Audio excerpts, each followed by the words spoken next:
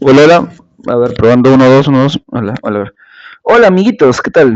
Bienvenidos. Hoy lunes 2 de agosto, en realidad de septiembre, iniciando uno de los retos más famosos por la comunidad de Hispanoamérica y el mundo. No es necesario hacer mención al nombre, pero hoy es una ocasión especial porque primera vez que grabo lunes y voy a subir video el lunes. Ok. Ya hablamos de gramática, ya hablamos de literatura, pero yo les prometí historia. Así que uno de los gobiernos más famosos durante los últimos años, bueno, durante las últimas 3 décadas, fue el gobierno de Alan García Pérez. Pero este fue famoso por ser el peor gobierno de un estado republicano. Ahorita, como ustedes sabrán, Alan García, entre comillas, está muerto. Se tiene dudas de que si murió o no murió porque nunca se llegó a ver su cadáver en sí. Y sigue siendo investigado por enriquecimiento ilícito, entre otros cargos más. Pero te voy a explicar cómo ocurre todo esto. Ahora sí, estos son los mensajes GLP. Y hoy lunes hablaremos sobre el primer gobierno de Alan García.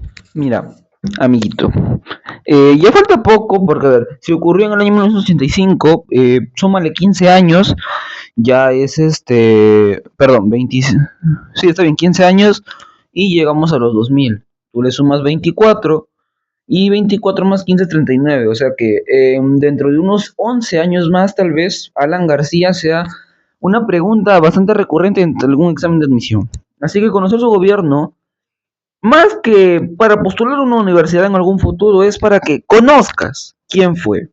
Ya sabes quién es Fidel Castro, tú ya sabes fue Venustiano Carranza, si es que conoces, el famoso Pancho Villa. Vamos a hablar de Alan García hoy. ¿Ok? Mira, hay que ir primero al gobierno de las Fuerzas Armadas. Te paso contexto. Mira, en nuestra línea presidencial hubo un gobierno conocido como el gobierno de Belaúnde Terry. Este señor era arquitecto, pero este tuvo una falsa industrialización porque lo que él hacía era traer materiales, o sea, ponte, él traía tornillos, él te traía tuercas, ¿cómo te digo? Ponte, si tú querías hacerte una chompa, él te traía la lana, te traía el cierre, todo, y tú lo hacías. O sea, promover la industria acá en nuestro país. Pero hubo un problema con la International Petro Company, la cual bueno, se hizo dueño de las reservas de petróleo y Belaúnde Terry iba a venderlo por una suma muy, pero muy minorista, casi como de regalo. Entonces, Juan Velasco Alvarado le da un golpe teniendo como pretexto la página 11. ¿Por qué página 11? Porque la página 11 fue arrancada de el tratado el cual firmaron Belaúnde Terry y la International Petroleum Company. Entonces, por esto se da el escándalo de la página 11 y hay un gobierno militar de las Fuerzas Armadas, la cual primero se decía que era antiimperialista, antisocialista, pero terminó teniendo comunismo y socialismo a la vez. Fueron dos, Juan Velasco Alvarado y luego González Bermúdez. Todo esto fue durante la década del 70. Hay una frase famosa que se dice que si Sudamérica perdió una década por el socialismo, Perú perdió dos. Entonces, llegando a los 80, llega el segundo gobierno de Belaúnde Terry. Pero acá ya había problemas, porque los estados militares cortaron lazos con Estados Unidos, más que todo con el FMI. Eso quiere decir que el Perú no iba a poder recibir apoyo económico por parte de la Federación Internacional de Moneda, la FMI, para que me entiendas. ¿Ya? Ocurre todo esto y durante el segundo gobierno de Belaúnde Terry, entre comillas, se vuelve a la democracia. Por estos últimos años ya Haya de la Torre, el cual va a ser una persona que vamos a hablar más adelante, ya estaba por las últimas, o diríamos que ya estaba muerto. Eh, Luego Belaúnde vuelve a dar elecciones en el 85 y ganaría Alan García, el cual es nuestro personaje a hablar. Ya. Alan García Pérez fue alumno de Víctor Raúl Haya de la Torre, que si no lo conoces, recuerda que él fue enemigo de el señor Augusto Beleguía y su famoso oncenio. Él criticaba. También funda el APRA, que es la Alianza Revolucionaria Americana. ¿Ok? Este señor era Haya de la Torre su maestro, tengámoslo así. Alan García estudió en San Marcos y después, bueno, después una vez ya exiliado del país porque Fujimori lo quería matar, estudia en Francia. Ya. Alan García llega al poder el año de 1985. Mira, eh, tuvo la mayoría de elecciones, pero a diferencia, ya no llegó con el 33%, sino con más del 44%. ¿Por qué? Porque en el 1979 se cambia la constitución, amigo. Y esto quiere decir que para que alguien sea presidente ya no era necesario el 33,3%, sino más del 40%, algo que Alan alcanza, volviéndolo el presidente más joven del Perú con tan solo 36 años. Ahora, en el aspecto interno, cuando hablamos de las relaciones diplomáticas con Estados Unidos, eh, cuando viene de la UNDTRI, este necesitaba plata, pero Estados Unidos como que medio a veces no le quería prestar o le ponía condiciones. Entonces, aparte de Estados Unidos, también le prestó a algunos países, ¿ya? Y con toda esa plata que quedó al final de gobierno, Alan García procedería a hacer el famoso método económico ortodoxia, la ortodoxia. Muy bien. ¿En qué consiste este? Lo que hacía Alan era congelar los precios. Entonces, si yo congelo los precios, eso quiere decir que yo lo voy a vender a menos. O sea, el plan de Alan era, yo congelo el precio para que se compre, se compre, para provocar demanda. Y te lo voy a explicar de manera más sencilla si ya volaste. Mira. Supongamos que esta cartuchera está a 10 soles, ¿ya? Esta cartuchera. Lo que hacía el gobierno era venderla a 3 o 4 soles. ¿Y qué pasaba con los otros 6, otros 5? Los pagaba el Estado ¿con qué? Con las reservas que deja Belaún de Terry. Eso quiere decir que las cosas estaban baratas por esos tiempos. El famoso pan a 10 céntimos. O sea, todo bien, todo bacán. Pero hay una cosa, que si todo lo paga la reserva del Estado, en algún momento las reservas del Estado se iban a desvanecer porque ya habrían solvido bastante. Esta prosperidad, esta felicidad de precios duraría algo de 3-4 meses aproximadamente, porque luego llegaría el problema de que la reserva se acabó. Entonces, como las reservas se acaban, los congresistas comienzan a comprar el famoso dólar negro o dólar MUC, que era algo subsidiario, un dólar subsidiario, para supuestamente venderlo, o sea, cambiarlo por la moneda nacional. O sea, ponte, ellos compraban el dólar, te lo cambiaban y ellos se quedaban con plata, ponte soles o en este tiempo intis. Ahora, ¿por qué malo es esto?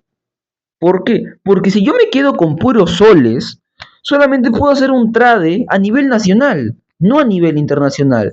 El Perú no es un país que cuente con fábrica, industria para poder realizar obras. Necesitamos que gente de afuera venga y las haga. Y la gente de afuera no te recibe soles, te recibe dólares, porque es la moneda internacional del mundo. Y entonces acá hay una hiperinflación del 1000%. Eso quiere decir que si esto valía 10, ya no te iba a costar 3 soles, te iba a costar hasta 1000 veces más. Te podía costar hasta 50 soles esta cartuchera. Por eso se produce la hipermega inflación. O sea, en sí no se produce, no se alarga, porque en el gobierno de Belaúnde Terry, con las famosas reformas agrarias que estaban en protesta, seguían y provocó la inflación. Aparte, en el aspecto social no hay que olvidar que Alan García, si reina o gobierna desde el 85 hasta el 90, recordemos que de la época desde los 80 hasta los 2000 hay dos grupos peligrosos, conocidos como Sendero Luminoso y el MRTA, Movimiento Revolucionario Tupac Amaru. Uno por Abigail Guzmán Sendero y por el MRTA Víctor Polay Campos, que curiosamente escapa 12 días antes de que acabe el gobierno de Alan García. Se sabe que tuvo una amistad porque el papá de Víctor Polay era priista. Ahora, en algunas obras que podemos destacar y algunas que no se terminaron, fue el dinero que le llega a Alan García de $1 millón por la empresa italiana Del María, la cual era para pagar algunas cositas. Pero se dice que este dinero era ilegal. Por ende, a Alan hasta el día de hoy, si es que siguiera vivo, se le acusaría por enriquecimiento ilícito. Ahora, tenemos la fallida obra del tren eléctrico, la cual solo se pudo construir 2 kilómetros y nunca se llegó a terminar. Luego, te puedo pronunciar la creación de la CAT, que es la conjunto de autodefensa, la cual fue un estado que crea él para luchar contra el terrorismo. ¿Quieres el nombre completo? Mira, yo te voy a leer el nombre para que, mira, yo te voy a leer.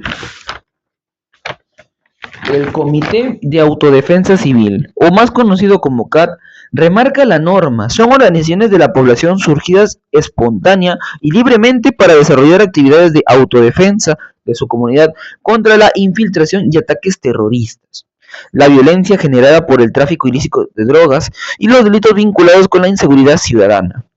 Mira, todos llegamos a confundir la palabra terrorismo con ataques. Pero voy a cortar eso.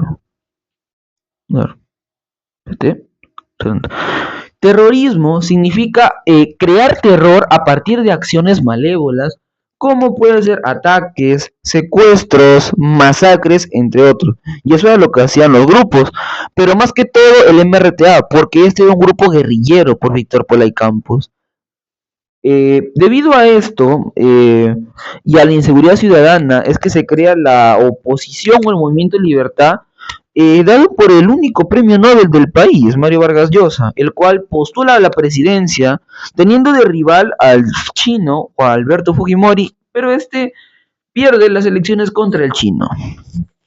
Ahora, Alan García ya tenía un rival, un enemigo, una persona que estaba esperando el momento para quemarlo. ¿Ya? Luego, Alan quiso crear 12 regiones o departamentos. Todos sabemos que acá en el Perú actualmente existen 23, contando al Callao 24 y una sección de Lima, que ahí serían 25. Ahora, continuando con esto, nuestro querido amigo Alan, al ya no poder controlar su superinflación, porque él siempre te vendía el mensaje de que él iba a hacer que el Perú florezca con la industria nacional, que nosotros no debíamos por qué depender de los Estados Unidos cuando el Perú es un país rico en riquezas. Debido a esto, este vuelve a hacer las paces con Estados Unidos. Como dato, se integra a la comunidad mundial, o sea, se refuerza la amistad entre la comunidad andina. Otro dato también que podemos tener es que participó de intermediario entre un conflicto entre Nicaragua y Honduras por la bisectriz 15, 16 y 17.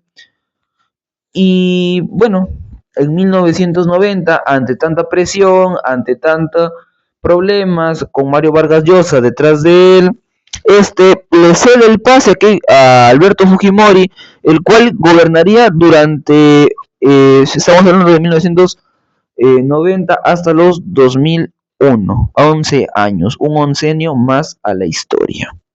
Y bueno, eso fue todo por hoy, espero que les haya gustado. Vamos a ver qué otros temas seguimos conversando por aquí y de mi parte me despido hasta una próxima oportunidad. Ay, me olvidaba, amiguitos, miren. Somos 42 suscriptores por ahora, pero me gustaría que todos se suscriban ¿por qué? Porque si llegamos a 50 voy a poder hacer clases o grabaciones en vivo. O sea, si en un comentario me dicen, hazte una clase de romanticismo, yo puedo hacer una clase de romanticismo en directo para las personas. Ahora sí, nos vemos hasta la próxima y no pierdas septiembre, amiguito.